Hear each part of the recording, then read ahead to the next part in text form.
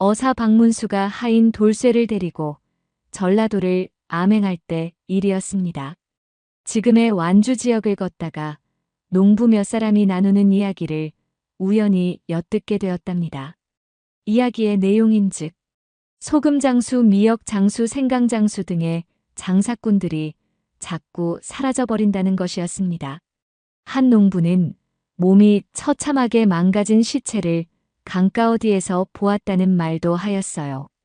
그 농부는 시체의 행색을 보니 상인 같아 보였고 어찌 그렇게 흉하게 죽었는지 생각만 해도 소름이 돋아났다고 했습니다. 그래서 박문수가 대화에 끼어들어 무슨 얘기냐고 묻자 농부들은 상인들이 찾아오지 않을 뿐더러 주거미 마을 강가에서 온몸이 무언가에 맞아 심하게 상한 시체들이 연달아 발견되었다고 말했습니다. 그들은 이러한 사건이 계속되자 마을 전체가 불안해한다며 걱정했습니다. 온몸을 망치로 맞은 것 같아 끔찍하더이다. 라는 농부의 말에 박문수는 이곳에서 심상치 않은 일이 벌어지고 있음을 직감하였답니다. 박문수는 다시 길을 나서던 중 한 미역장수를 만났습니다. 상인들이 아예 사라진 것은 아닐 것이라 생각하며 미역장수를 살펴보니 그는 연신 주변을 두리번거리며 무언가를 찾고 있었습니다. 이에 박문수가 무엇을 그렇게 찾고 있소? 라고 묻자 미역장수는 함께 미역을 팔던 형이 갈린 길에서 잠시 헤어졌는데 돌아오지 않아 찾고 있습니다. 해가 점점 저물어가자 미역장수는 초조한 기색을 보였고 밤이 되면 사람을 찾는 일이 더욱 어려워질 것이기에 걱정하고 있었습니다. 박문수가 다시 미역장수에게 말을 걸어보았습니다. 이곳에서 미역을 팔아본 적이 있소. 아직 한 건도 팔지 못했습니다. 박문수는 무언가를 생각하더니 미역장수의 미역을 모두 사들였습니다. 그리고는 내가 형을 찾아보겠소. 그러니 주막에서 하루 머물며 기다리시오. 그 후 박문수는 돌쇠와 함께 미역장수의 형이 걸어갔다는 북동쪽 길을 따라갔습니다. 그렇게 걷던 중 산 중턱에서 수상한 기와집 한 채를 발견하였습니다. 산골에 기와집이 있다는 것이 다소 이상하게 느낀 박문수는 집 앞으로 가서는 미역 사시오! 라고 크게 외쳤습니다. 그러자 얼마 지나지 않아 한 여인이 통곡하며 집에서 뛰쳐나왔습니다. 그녀는 자기 남편이 죽었다며 이상한 부탁을 하였습니다. 그녀는 폭력적이었던 남편이 다시 살아날까 무섭다면서 시체를 새끼줄로 꽁꽁 묶어달라고 말했습니다. 그러나 이상하게도 집에는 남편을 잃었다는 여인 외에 아무도 없었습니다.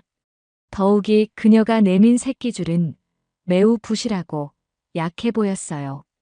박문수는 찜찜한 기분이 들었고 돌쇠에게 몰래 단단한 새끼줄을 구해오라고 지시하였답니다. 여인은 계속 흐느꼈고 밤하늘에는 구슬픈 곡소리가 퍼져나갔습니다. 잠시 후 돌쇠가 단단한 새끼줄을 가져오자 박문수는 그것으로 시체를 단단히 묶었습니다.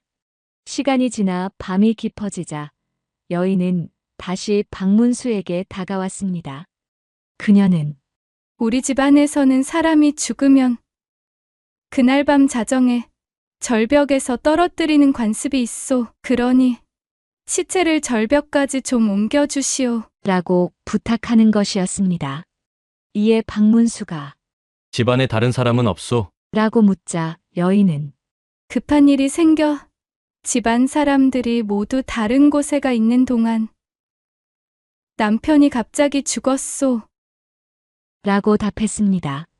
그러면서 살해는 충분히 하겠으니 서둘러 시체를 운반해달라고 거듭 요청했답니다.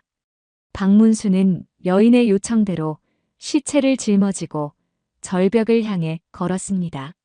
그런데 절벽에 다다를 무렵 갑자기 시체가 눈을 번쩍 뜨더니 고함을 지르며 일어나는 것이 아닌가요? 보통 사람이라면 그 자리에서 기절했을 상황이었지만 박문수는 계속 경계해 왔기에 침착하게 대처를 하였어요. 시체처럼 있던 남편은 새끼줄을 끊으려 했으나 박문수가 사용한 것은 튼튼한 새끼줄이었기에 마음대로 되지가 않았습니다. 그 순간 박문수와 돌쇠는 힘을 합쳐 남편을 제압하였고 여인 또한 같이 묶었습니다. 이들을 취조한 결과 이 부부는 장사꾼들을 속여 절벽으로 유인한 후 죽이고 그들의 물건을 빼앗아 왔던 것이었습니다. 미역장수의 형도 이 수법에 당해 목숨을 잃었으며 강가에서 발견된 처참한 시체들은 이처럼 희생된 사람들이었답니다. 미역장수의 형은 절벽 중간에 걸쳐져 있었습니다.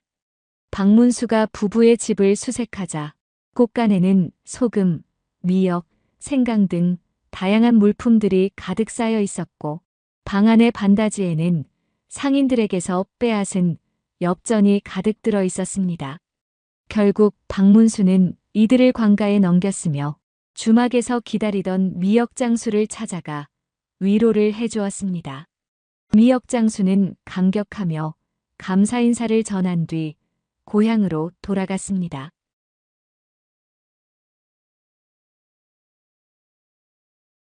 옛날 어느 작은 마을에 한 과부가 살고 있었습니다. 성품이 온화하고 부지런하여 마을 사람들에게 신망이 두터웠으나 외모가 조금 수수한 탓에 사내들의 큰 관심을 받지는 못했습니다. 하지만 그 마을에 머슴으로 살고 있는 호래비는 그녀를 오래전부터 마음속 깊이 흠모하고 있었지요.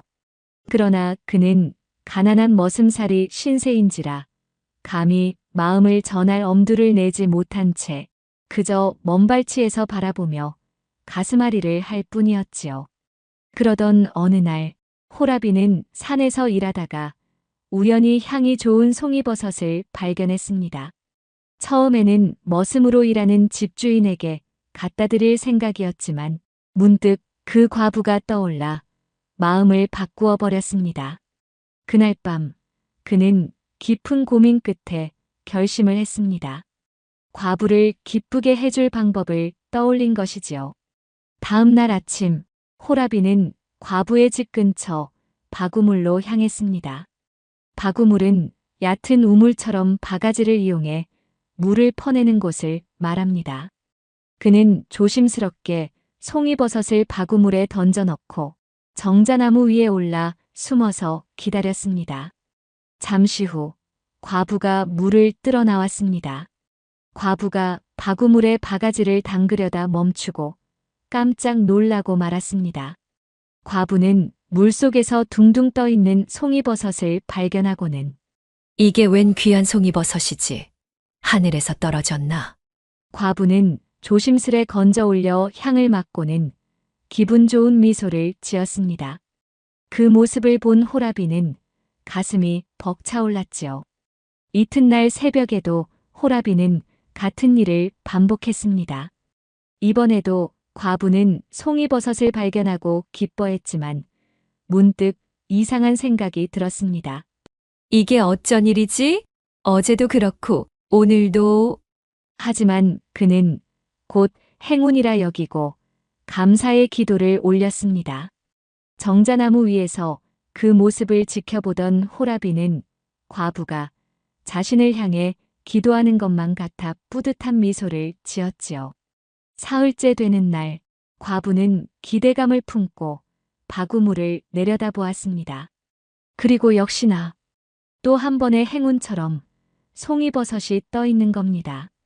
과부는 기쁜 마음에 주변을 살펴보았지만 아무도 보이지 않았습니다. 그는 이 행운이 마치 하늘이 주는 선물인 것으로 생각하며 하늘에 감사했어요. 그러나 문제는 나흘째 찾아왔습니다.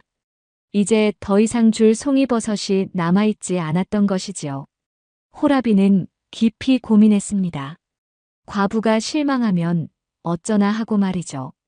호라비는 긴 고민 끝에 그는 엉뚱한 생각을 해냈습니다.